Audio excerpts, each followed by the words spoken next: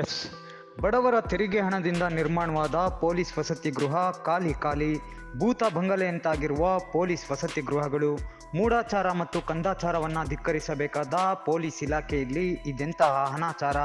ಹೌದು, ಇದು ಮೈಸೂರು ಜಿಲ್ಲೆ ನಂಜನಗೂಡು ತಾಲೂಕಿನ ದೊಡ್ಡ ಕವಲಂದೆ ಗ್ರಾಮದ್ದು. ಕುಡಿಯುವ ನೀರು, ದೀಪದ ವ್ಯವಸ್ಥೆ, ಎಲ್ಲ ರೀತಿಯ ಮೂಲಭೂತ ಸೌಲಭ್ಯಗಳಿದ್ದರೂ ಪೊಲೀಸ್ ಕ್ವಾರ್ಟರ್ಸ್ಗಳಲ್ಲಿ ವಾಸ ಮಾಡಲು ಪೊಲೀಸರೇ ಹಿಂಜರಿಯುತ್ತಿರುವ ಘಟನೆ ಬೆಳಕಿಗೆ ಬಂದಿದೆ. 10 ವರ್ಷಗಳಿಂದ ಪೊಲೀಸ್ ವಸತಿ ಗೃಹಗಳತ್ತ ತಿರುಗಿಯೂ ನೋಡದ ಪೊಲೀಸರು ಬಡವರ ತೆರಿಗೆ ಹಣದಿಂದ ಸರ್ಕಾರ ನಿರ್ಮಾಣ ಮಾಡಿರುವ ವಸತಿ ಗೃಹಗಳು ನಿರ್ವಹಣೆ ಇಲ್ಲದೆ ಪಾಳು ಬಿದ್ದು ಭೂತ ಬಂಗಲೆಯಂತಾಗಿವೆ.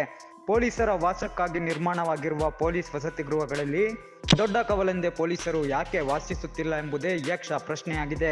ನಿರ್ಮಾಣಗೊಂಡು ಹಲವು ವರ್ಷಗಳೇ ಕಳೆದರೂ ಪಾಳು ಬಿದ್ದಿರುವ ಪೊಲೀಸ್ ವಸತಿ ಗೃಹಗಳು ಸುಮಾರು 25 ಕುಟುಂಬಗಳು ವಾಸಿಸುವಂತಹ ಸುಸಜ್ಜಿತ ಪೊಲೀಸ್ ವಸತಿ ಗೃಹಗಳು ಇದಾಗಿವೆ. ಬಡವರಿಗೆ ಸೂರಿಲ್ಲದೆ ಪರಿತಪಿಸುತ್ತಿರುವ ಸಂದರ್ಭದಲ್ಲಿ ಸುಸಜ್ಜಿತ ಕಟ್ಟಡವನ್ನು ತಿರಸ್ಕಾರ ಮಾಡಿರುವ ದೊಡ್ಡ ಕವಲಂದೆ ಪೊಲೀಸರ ನಡೆ ತೀವ್ರ ಕುತೂಹಲ ಹಾಗೆ ಸಾಕಷ್ಟು ನಗೆ ಪಾಟ್ಲಿಗೆ ಗುರಿಯಾಗಿದೆ. ಮೈಸೂರು ಜಿಲ್ಲಾ ಪೊಲೀಸ್ ವರಿಷ್ಠಾಧಿಕಾರಿಗಳೇ ಪಾಳು ಬಿದ್ದಿರುವ ವಸತಿ ಗೃಹವನ್ನು ಬಳಕೆ ಮಾಡುವಿರಾ ಎಂಬುದು ಸಾರ್ವಜನಿಕ ವಲಯದ ಪ್ರಶ್ನೆಯಾಗಿದೆ.